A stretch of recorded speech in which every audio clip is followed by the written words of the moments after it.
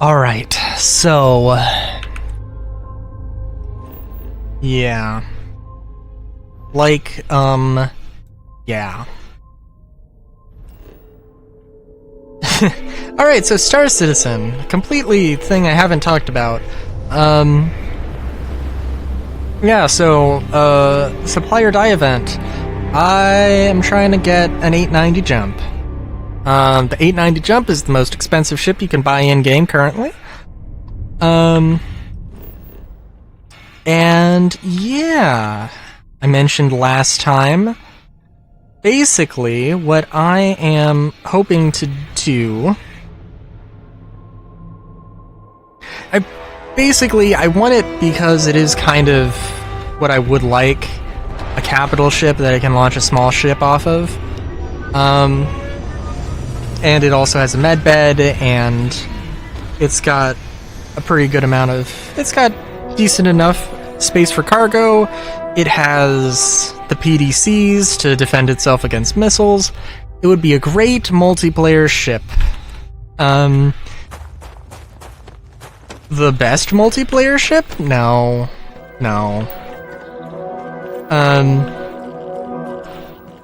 But I don't know. For one thing, actually, now that I'm thinking about it, I don't know if you're ever going to be able to buy...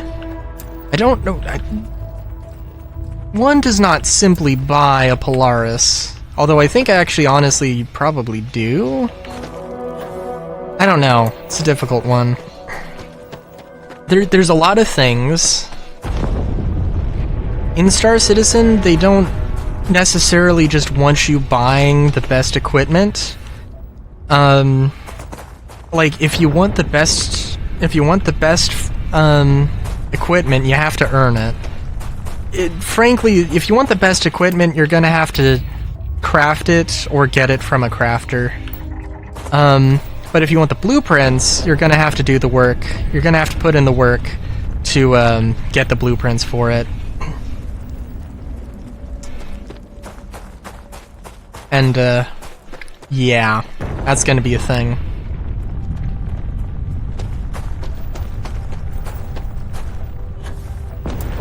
And definitely, like, military stuff, it's definitely, it's not going to be as easy as just you go walk into your local bodega and buy a light machine gun.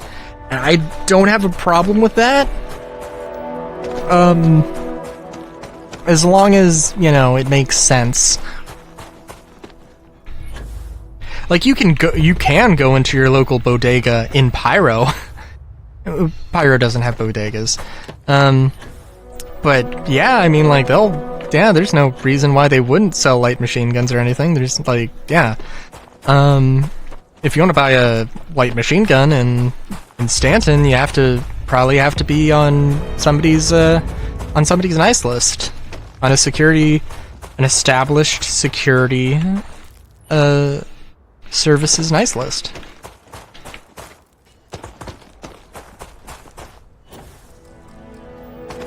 It'll be really interesting. It'll be really fun to see, also,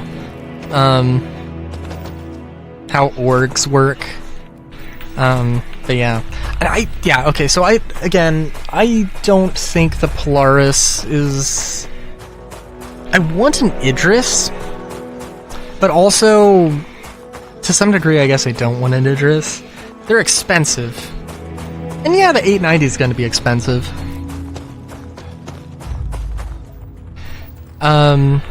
And, like, we'll have to see practically how it is. I think that, honestly, the capital ship of my dreams, I guess, is probably going to be... and it's going to probably be a very difficult one to change, the Pioneer. Like, if I was going to do a giant org battle, obviously I don't want a Pioneer. Although, if I did get involved in some sort of org war, I wouldn't say no to it, actually.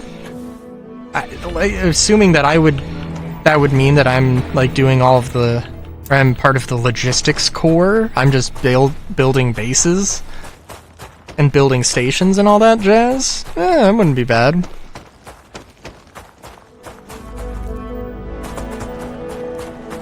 But yeah.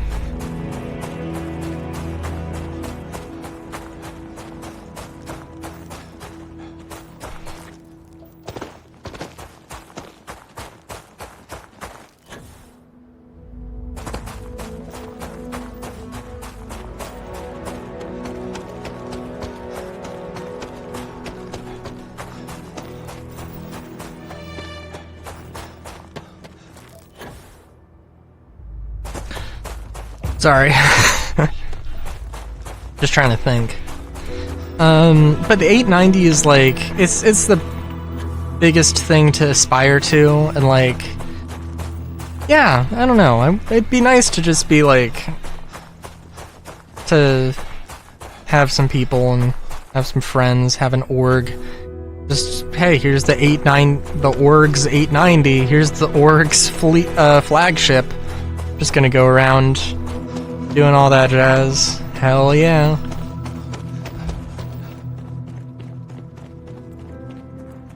I also have not been paying attention.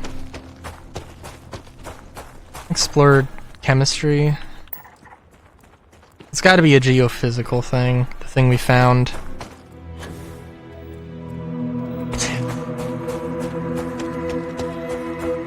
But yeah. What else? I need to look up, because if I'm honest, I actually really like, I've been enjoying the staggered cannons on my, using cannons that are with a staggered firing pattern on my spirit. Because, I mean, like, the repeaters are lovely, but the cannons theoretically are, they do more damage, and, they're, I think, typically slower velocity-wise, which means you have to lead your target more. You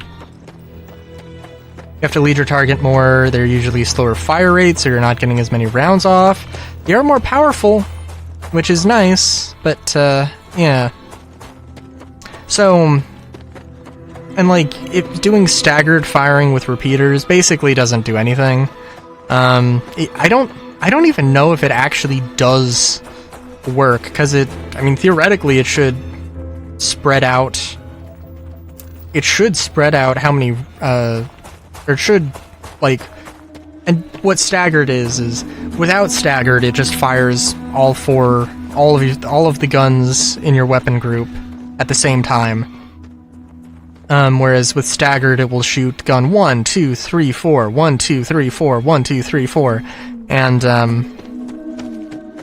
yeah, theoretically with the repeater, it should still do that, but and you know, obviously, like, it extends your fire rate, but it does also kind of decrease your chance of hitting stuff. There's not that, I don't think there's that much spread.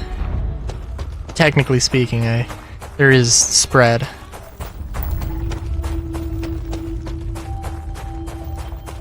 Also, hell yeah, Historia Crux. Dude, 13.2, Final Fantasy 13.2, like, that soundtrack is just like the most Sonic the Hedgehog sounding ass soundtrack Final Fantasy's ever gonna get. And like, I could be wrong. I could be really wrong, and I'd be happy to be wrong, but it's real good. Historia Crux is like, I don't know if Historia Crux is a bit of an odd choice, but dude, I love it. Historia Crux, well, if you haven't played 13.2, I streamed it. You can watch my streams of it on Rylu Live. I actually came away with that not liking the final boss, but loving the game, but not the final boss. And it's I don't know how much it's the game versus me, and I think it's maybe a little bit of both, where like I just didn't have the right setup, but I also, like, I had to look at a guide, and I shouldn't have had to look at a guide. I should have been able to just, like, okay, well, this isn't working, so I'm gonna have to go and, you know, try this thing out. And, but, like, doing it on stream is, like, that would be insanely stressful, and, like, I do not want to do that.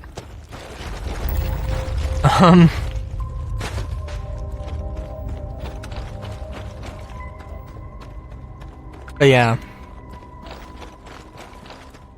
Oh my god, I did not... I was very carefully lifted my hand off the mouse and then just shot to the side like it did just then.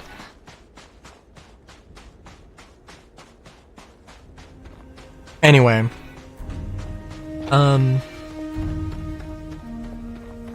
Not too much to talk about with Star Citizen besides that. I really want to be doing Supply or Die. It's a month long, and like I only need to do like 7, not even 7, you know, missions in order to get basically however much I want. And it probably shouldn't take me. I don't know. I think you need... So, like, there's also event points, which... Oh, by the way, that's another thing with Supply or Die. They have event points, or event tokens, or whatever you want to call it, and you can only spend them on this particular event. Or you can't spend them. They're a progress bar that's only for this event. If you play with somebody else and you do the same mission, it's going to split the cash, but it's not going to split... But you both get as many tokens as you would if you had done it separately, which is a very good system, and kind of basically what I want. I think there should be more with the money, where, like, you have, like, you don't just... If you get paid $1 million, this other person doesn't also get paid $1 million, because that's so easily fucking like, that will be cheesed, and will ruin the economy. With, like, alt accounts that are technically doing the mission, but also not at the same time. Anyway, yeah. But yeah, the token thing is also a thing, and I think you need to do... Well, it's faster to do the smaller ones, the smaller missions. Technically, you have to do 14 small missions as opposed to 5 of the large missions, but 14 large mission or 14 small missions is 190. No. Oh, geez, I looked this up for. What is it? 176 or something? No. Wait a minute. I gotta. 178. Oh, fuck. What was it? I can't remember, because 14 times 14 is 196. 170. 182? I'm breaking out the calculator. 182. Yeah, 182, you dumbass! Dummy. Anyway, yeah, so 100, so you need to get 182,